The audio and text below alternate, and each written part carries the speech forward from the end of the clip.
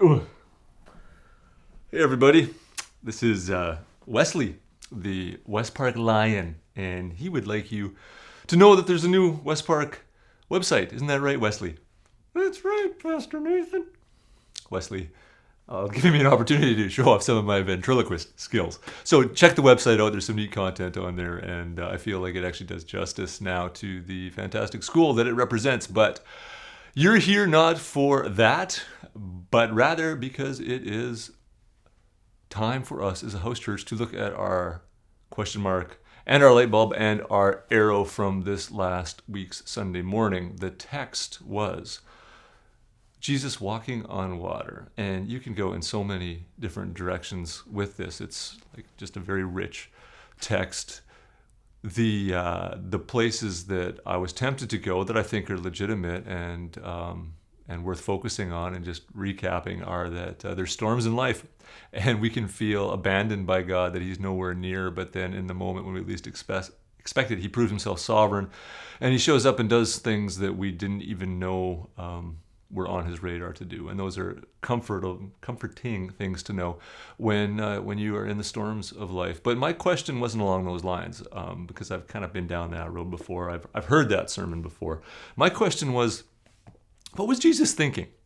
Exactly. What goes through your mind when you're on the shore and you see disciples straining at the oars? What's your thought process exactly? Like, I'm going to walk out there, because they're not in a big storm. When Jesus is sleeping in the boat earlier, they're in a big storm. They're scared. We don't get any sense that they're scared here. They're just like tired of rowing. And it's not that Jesus is going to go out to help them. The text actually says He intended to walk by them. So it almost unfolds this way in my mind, like Jesus is like, you know what, I'm going to go out and walk on the water. Let's indulge my imagination here. I'm going to play a trick on them. I'm going to tease them. I'm going to surprise them. And then He gets close and He realizes this could be the most terrifying event of these guys' life. I should just go past them. But then they see Him, they start screaming, and He has to say, hey, don't be scared. It's me, it's me. And then He goes over to try and calm them down. My question is, why on earth did Jesus do this? What was He thinking? My light bulb moment comes when I think about mastery and dominion. Well, people that have absolute mastery over things that are intimidating to us, for people that have mastery, those things are toys. And for Jesus, the power of creation is to Him just a toy. And so He can have these delightful creative ideas like, I'm going to go walk on water.